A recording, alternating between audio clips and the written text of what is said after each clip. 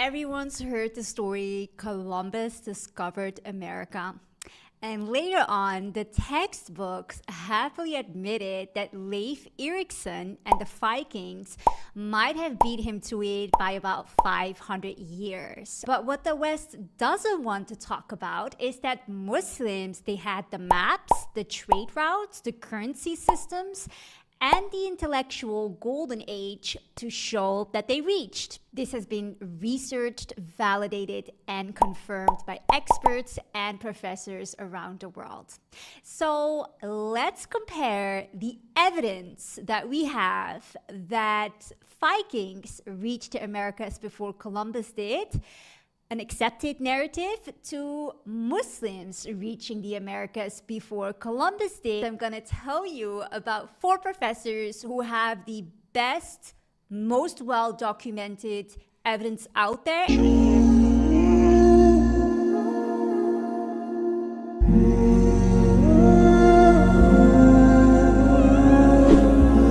Let's start with Leo Wiener, who is actually one of my favorites. He was a professor at Harvard and the author of Africa and the Discovery of America. And why do I love him? Well, unlike most European professors on pre-Columbian presence, he doesn't treat Muslim experts as not credible. He puts them side by side with European ones, and he lets the evidence speak for itself.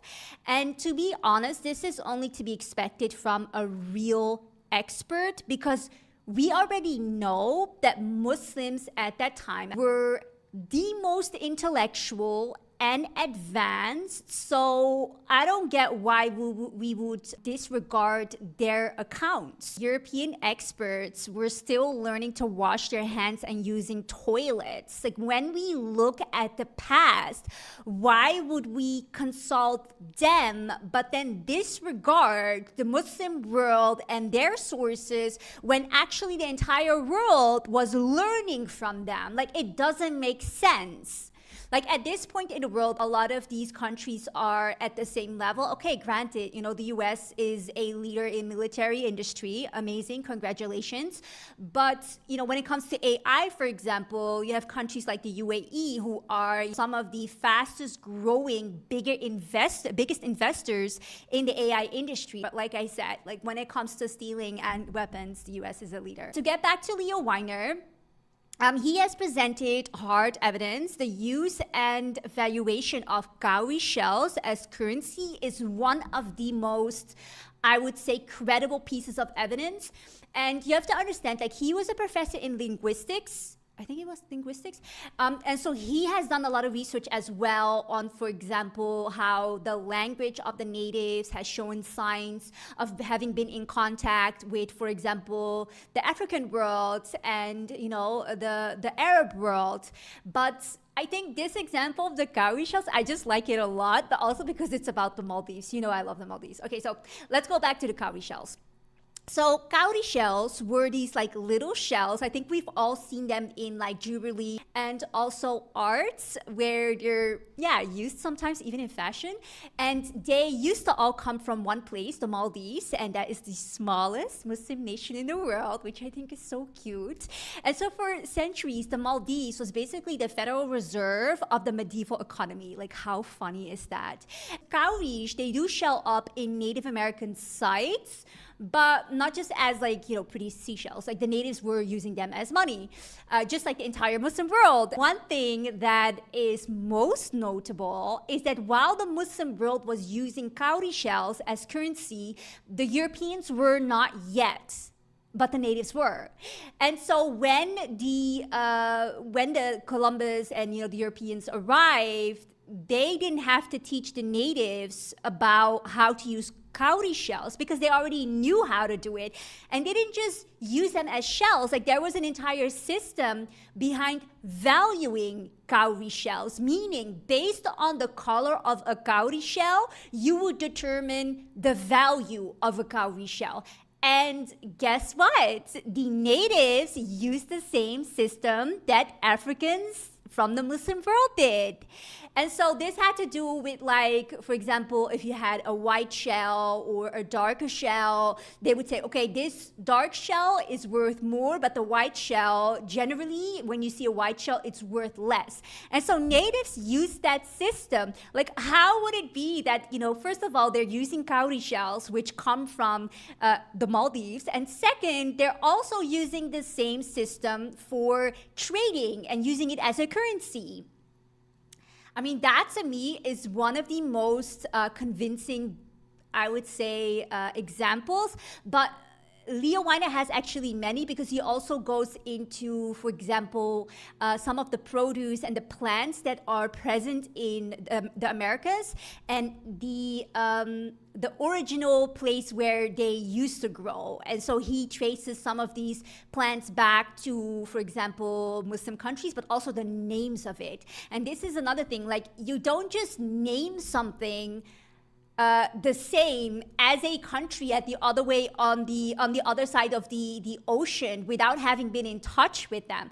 And like, that's one of the other evidences that he presents a lot, because obviously that's his expertise. So Leo Wiener, who is a professor in linguistics, he talks a lot about how plants in the Americas used by the natives had the same name as in Africa, you know, so like the way they would name plants in Africa was the same as the natives would. So like, how would you explain then that they had never been in touch? Like, it doesn't make sense. That's way too coincidental. Before Columbus, the only, you know, group of people moving cowries across continents were Muslim merchants, okay? Europeans didn't even do that until like a century later, when they started dominating the slave trade by using shells. Like, that's when Europeans came into the game. Leo Wiener, he didn't just guess that Muslims arrived in the Americas first. He actually cross-referenced a lot of knowledge with Al-Masudi, Al-Idrisi, the Muslim geographers who mapped the Atlantic, but also Europeans like Marco Polo and Duarte Barbosa, who openly admitted that Muslims obviously controlled the trade networks at the time, like even the trade routes. And so, like, I mean, everybody at that time, even Columbus would admit in his writings, you know, even in the biographies written about him by Americans, it says Muslims were dominating the world.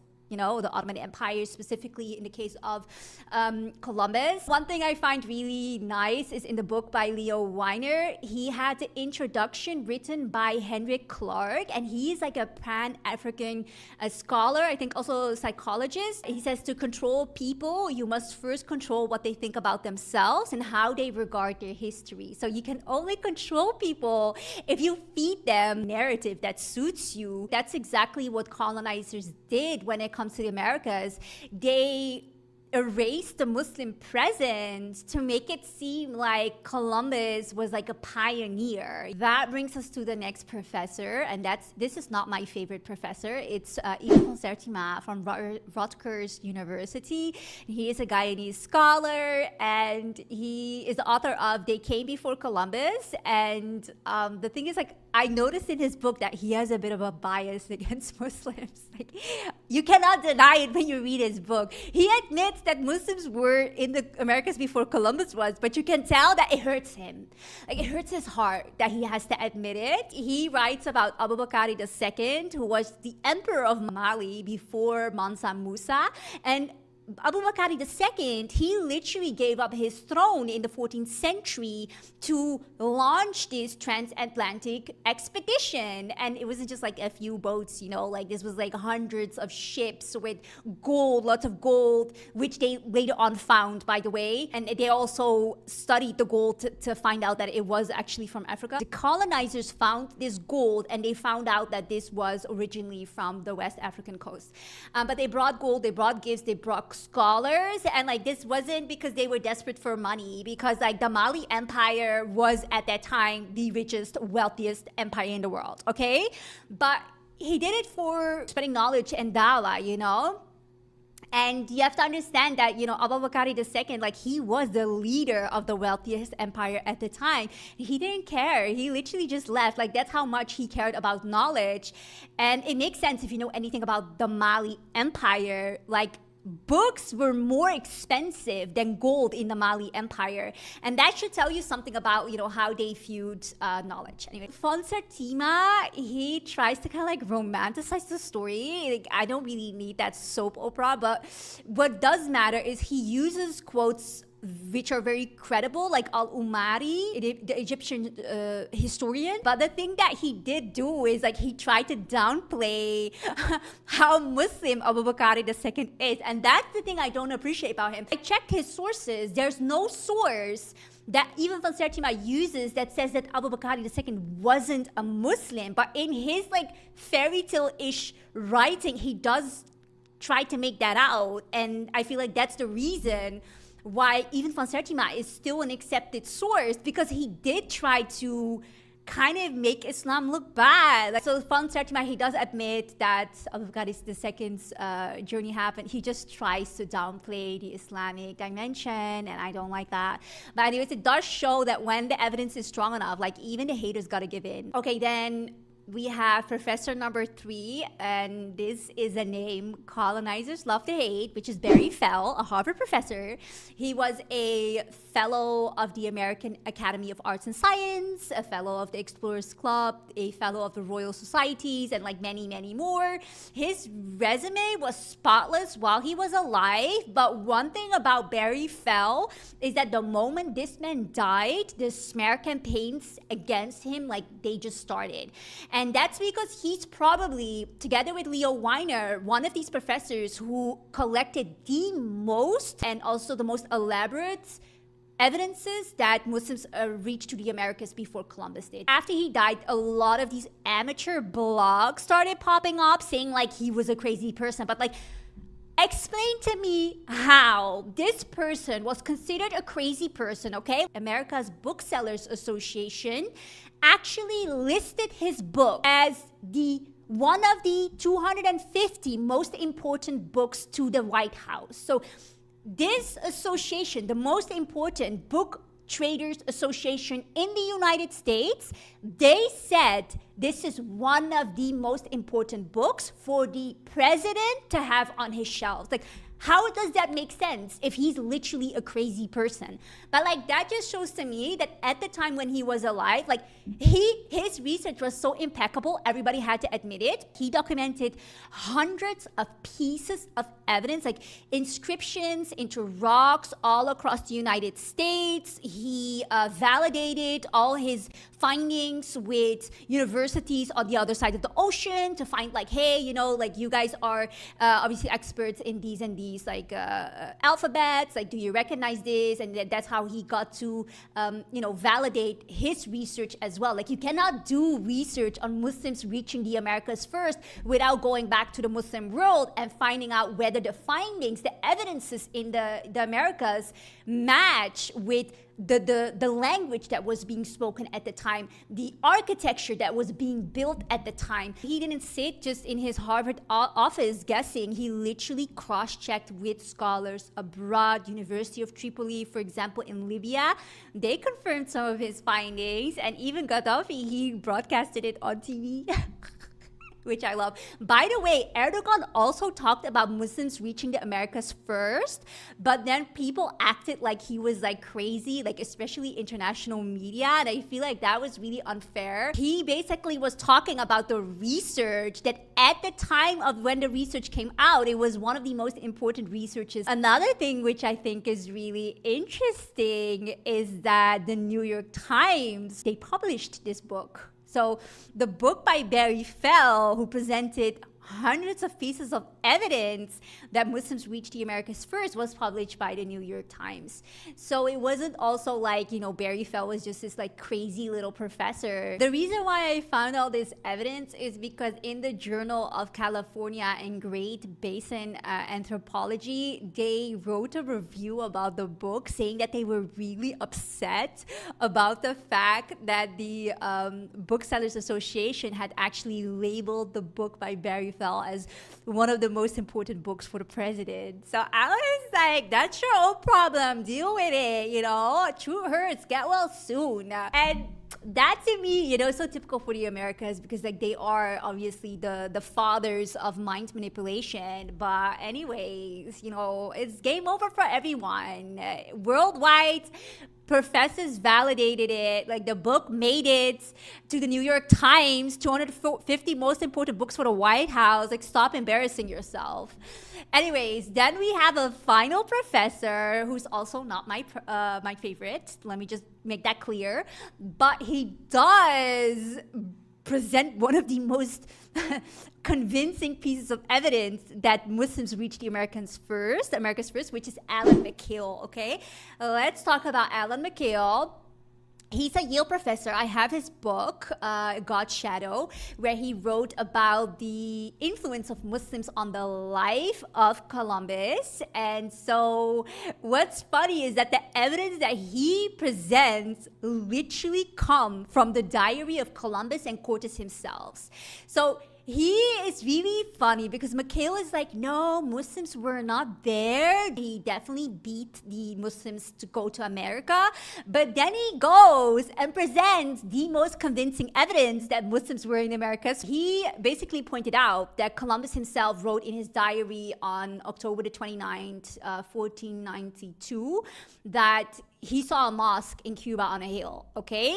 When I heard it, I was like, let me check if this is true because it sounds too good to be true.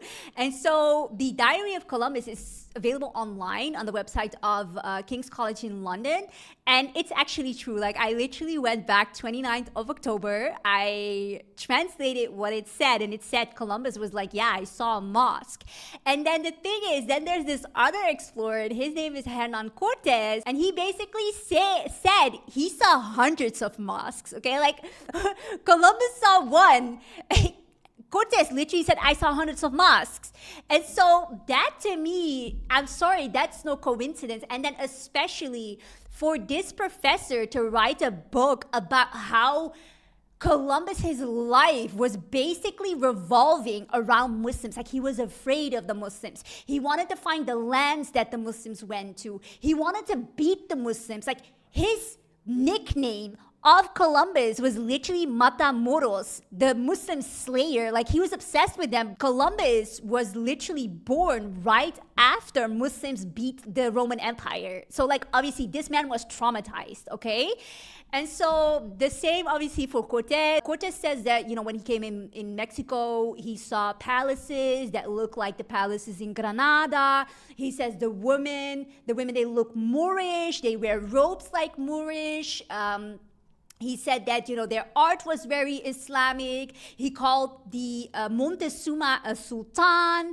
And, you know, the son of Columbus, he said the same. You know, there are Muslims in America. And, you know, the women, they wear hijab. I mean, these people were like full-time crusaders. Like they were full-time trying to beat Muslims. You're telling me that they did not know what Muslims look like?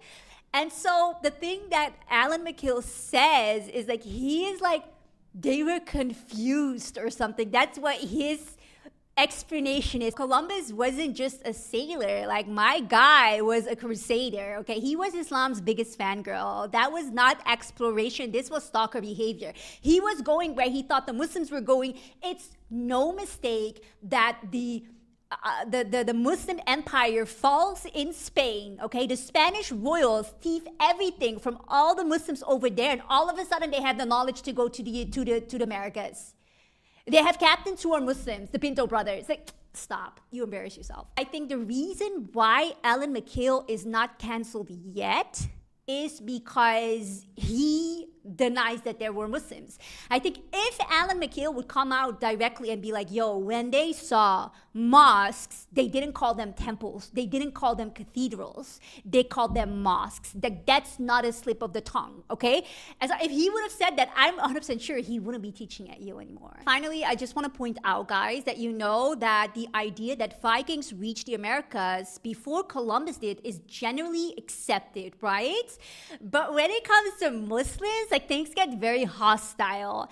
And even though the evidence proving that Muslims were there is so much more elaborate, there's so much more pieces of evidence, so much more credible, because I'm going to explain something to you. The stories about the Viking, Leif Erikson, about him reaching the Americas are based on a mythology. These were oral myths, because I don't know if you know anything about the Vikings, but the Vikings, they were not known for being intellectual, okay? They were more known for being intellectually challenged.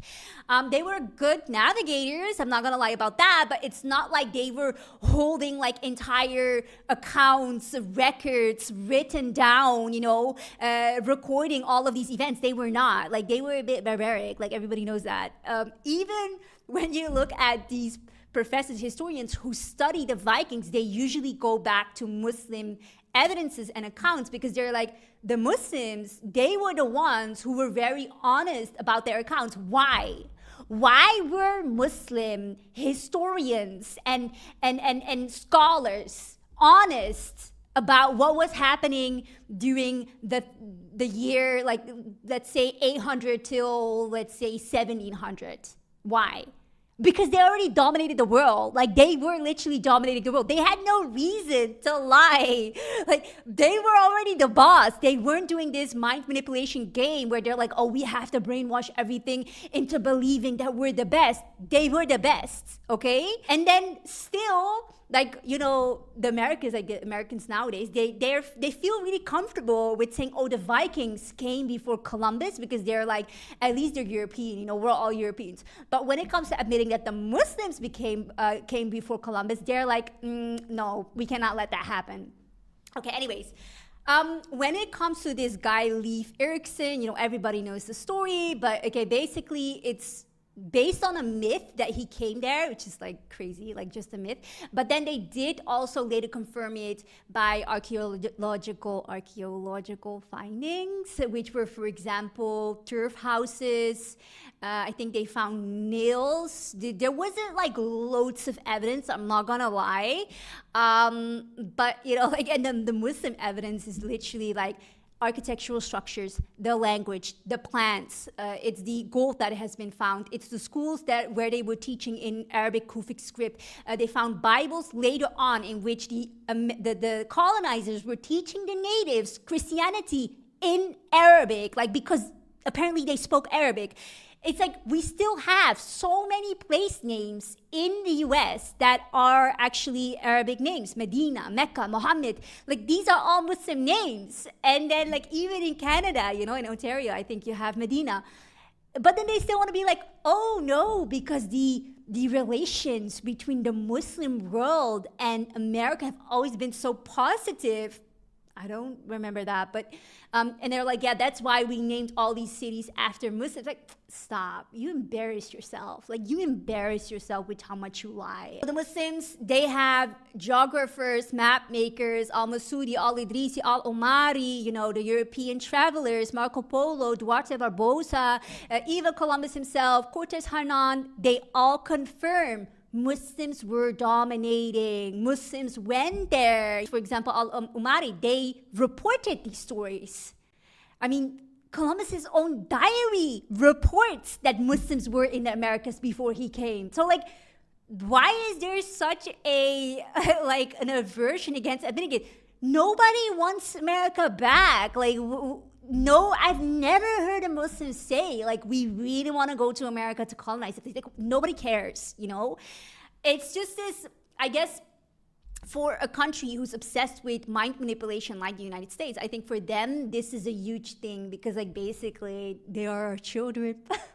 No, not our children, but basically, they came, good for you. You got it. Keep it, please. We don't want it. I used to be obsessed with this topic. I researched this for months before I made the first ever podcast I did about Muslims reaching the Americas before Columbus did. When I went through all of these professors, like these people who have researched it, who worked for, very elite universities. And like, it all points in the direction that they were there, but those books are definitely not easy available, like not very available. Like, for example, the one by Barry Fell, even though it used to be published apparently by the New York Times, it's not that easy to get it now. You can get it on archive.org though, but I've been at least, I think, in 3 countries where I was like searching for information and books. I think in Qatar, I actually found one book in the library. But apart from that, it was really hard to find these books. This was it for today. I hope you enjoyed the story. Inshallah, I will see you again next time. If there's anything else you want me to talk about, always like drop a comment and tell me. Inshallah, you will see me again soon.